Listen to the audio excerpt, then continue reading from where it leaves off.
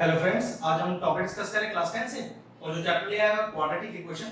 एक 4 मार्क्स का बहुत ही बेहतरीन और एक टफ क्वेश्चन सॉल्व करके दिखाएंगे। वैसे इस तरह के क्वेश्चन करने की बच्चों को आदत नहीं है, क्योंकि आपको इस तरह के क्वेश्चन एनसीईआरटी लेवल पे तो मुश्किल ही है मिल पाएंगे। रेफरेंस बुक में ही आप इसे देख सकते हैं और इस क्वेश्चन का एक पर्टिकुलर ट्रिक है, वो ट्रिक देखिए, हो सकता है फिर आपको क्वेश्चन आसानी से समझ में आ जाए। इससे पहले ब्रैकेट को तो मैं कुछ नहीं कर रहा, एज इट इज लिख रहा हूं, यहां तो मैंने कुछ नहीं किया। अब इस 10 को जरा ध्यान से देखो, क्या 10 को 2 into 5 लिख सकता हूं? बिल्कुल लिख सकता हूं, चेक करो ध्यान से जरा। और यहां पर ये 2x अपॉन x माइनस 5 को अलग ब्रैकेट कर दिया, 5 को बाहर कर दिया। अब क्वेश्चन अराइज होता है कि सर ऐसा क्यों कर रहे हो? जरा देखो मैच कर रहा है क्या? इस पर्टिकुलर टाइप के हर क्वेश्चन में ऐसा होगा कि ये वाला हिस्सा इस वाले हिस्से से हमेशा मैच कर रहा होगा। ये हो सकता है कि क्वेश्चन इस तरह से ना दिया गया हो, जैसे ये वाला क्वेश्चन है, आपको फिर इस तरह का बनाना पड़ेगा कि ये जो पर्टिकुलर टर्म है वो हमेशा यहां रिलेट कर जाएगा। बचा हुआ पार्ट एज इट इज लिख दीजिए। अब क्वेश्चन का जो इंटरेस्टिंग पार्ट ये है कि ये जो पार्ट है इसे लेट कर दिया जाएगा। क्या मैंने लिखा? Let 2x upon x minus y is equal to y। अब देखो लेट लेते ही ये क्वेश्चन किस फॉर्म में ट्रांसफॉर्म हो जाएगा। देखो अब ये भी तो y है लेकिन स्क्वायर लग रहा है, ये कितना हो गया y square plus 5y minus का 24 इज इक्वल टू 0।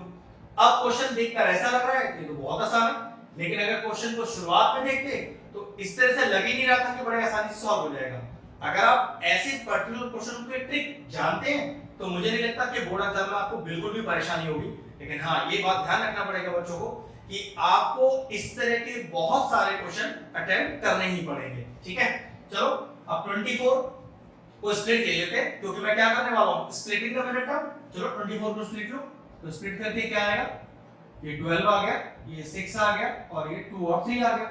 अपने को प्लस का 5 चाहिए, तो कैसे बनाऊं? देखो 2 to the 4 to the 8 और 3।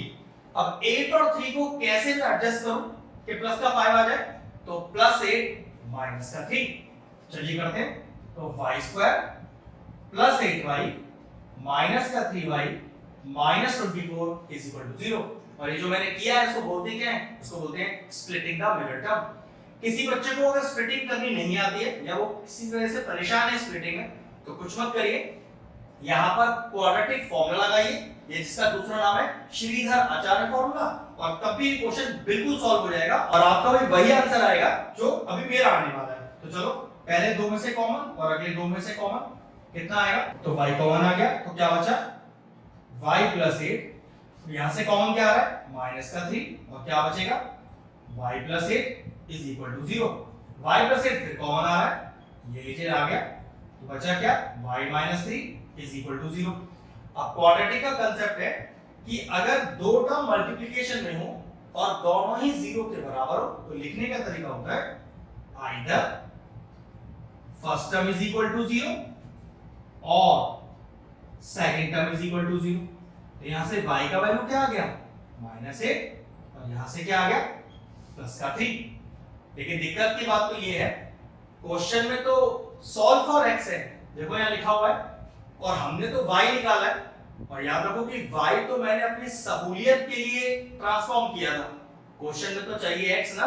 तो चलो अब क्वेश्चन का आगे का पार्ट करते हैं। क्या y की दो वैल्यूज आ गई, तो सबसे पहले लेते हैं केस 1, जिसमें हमने जो लेट लिया था, इस टर्म की बात कर रहा हूं, 2x upon x minus y is equal to y, और यहां से y की पहली वैल्यू सॉल्व करते हैं।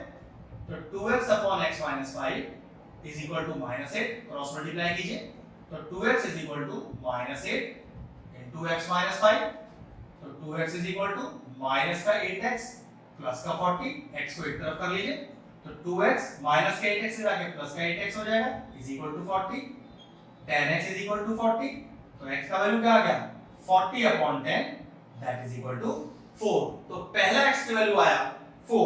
अब केस 1 में 4 आ गया, अब केस 2 लेते हैं, तो मैंने लिखा केस 2, तो क्या लेट लिया था? 2x upon x minus 5 is equal to y का दूसरा वैल्यू जो कि है 3।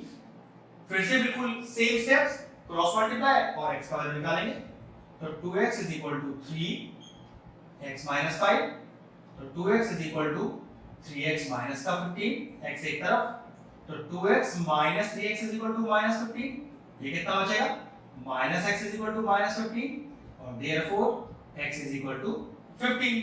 क्योंकि क्वाड्रेटिक इक्वेशन सॉल्व कर रहे हैं तो ये बात तो गारंटी है कि x की हमेशा दो वैल्यूज ही आएंगी। तो लास्ट में therefore value of x is equal to एक आ गई 15 और डालना है बीच में हमेशा और एक आ गई 4। ध्यान रखना क्वाड्रेटिक इक्वेशन सॉल्व करते समय जब फाइनल आंसर आ जाएगा तो लास्ट में देयरफॉर में दोनों वैल्यूज के बीच में और डालिएगा एंड नहीं डालना है। तो हमारा आंसर हुआ x का 4 और 15 या पहले 15 और 4। अगर आप इस तरह के और इंटरेस्टिंग वीडियोस देखना चाहते हैं तो हमारे चैनल की प्लेलिस्ट में जाकर आपको 10th क्लास से जुड़े बहुत सारे चैप्टर्स के सारे इंपॉर्टेंट वीडियोस मिल जाएंगे, वो भी जाकर आप चेक कर सकते हो। ये क्वेश्चन फिनिश हुआ, वीडियो फिनिश करते हैं।